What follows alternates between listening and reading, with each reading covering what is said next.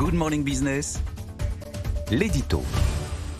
Avec effectivement Nicolas Dose et Jean-Marc Daniel, la divine surprise. Il faut dire qu'on parle de cagnotte ce matin. Alors il vient. Et donc Jean-Marc a dit touche pas au Grisby, il faut que je sois là quand même pour Exactement, mais c'était pas la peine que je sois là. Vraiment, mon message, c'est touche pas au Grisby. C'est ça.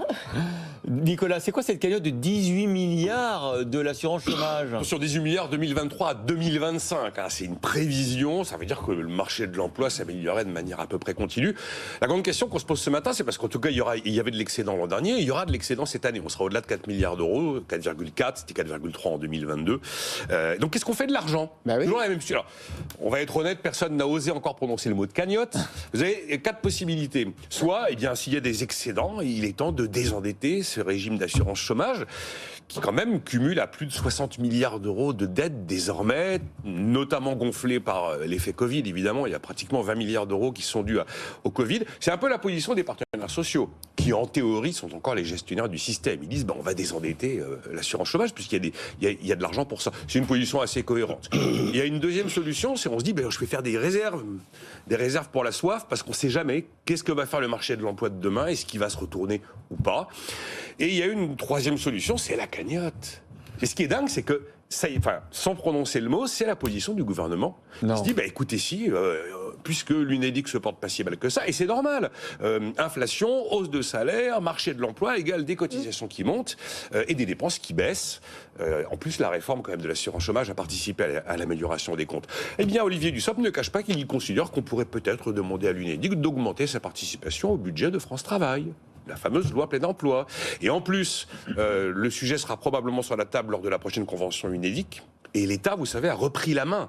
Puisque jusqu'à la fin de l'année 2023, c'est lui qui décide tout par décret. Donc c'est vraiment la maladie de la cagnotte. Là, moi, j'ai une quatrième solution, c'est rendez l'argent.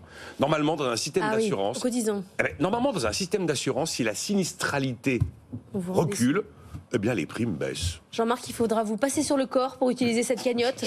Ah oui, absolument, oui. Parce que par rapport à une assurance traditionnelle, la sinistralité, là, elle est prévisible. C'est-à-dire, il y a quand même un cycle économique, il y a des périodes où il y a moins de chômage, et des périodes où il y a plus de chômage. Donc, il faut évaluer la situation sur longue période. Effectivement, Nicolas l'a rappelé, 61 milliards d'euros de dettes. Donc, tout de suite, il y a un chiffre qui s'impose.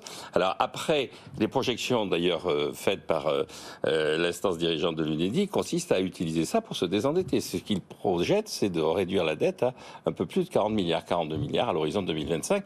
Donc il y a une sorte de choix implicite des partenaires sociaux qui consiste à baisser la dette et à s'engager effectivement dans une procédure visant à effacer les conséquences de la Covid.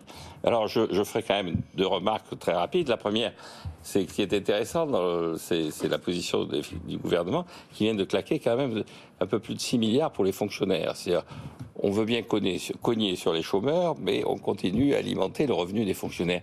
Je trouve ça, pour des gens qui prétendent avoir une vision un peu sociale de la vie, de la société, relativement peu présentable, peu défendable. Et puis la deuxième, c'est des prévisions. Et d'ici 3 ans. D'ici 3 ans, c'est Perrette et le pot-au-lait. Et je rappelle que la conclusion de la fable de La Fontaine, c'est « Je suis Grosjean comme devant ». Et donc il faut se méfier avant de commencer à dépenser comme Perrette, On n'a pas, du coup. Perrette dans la fable, ce que l'on n'a toujours pas.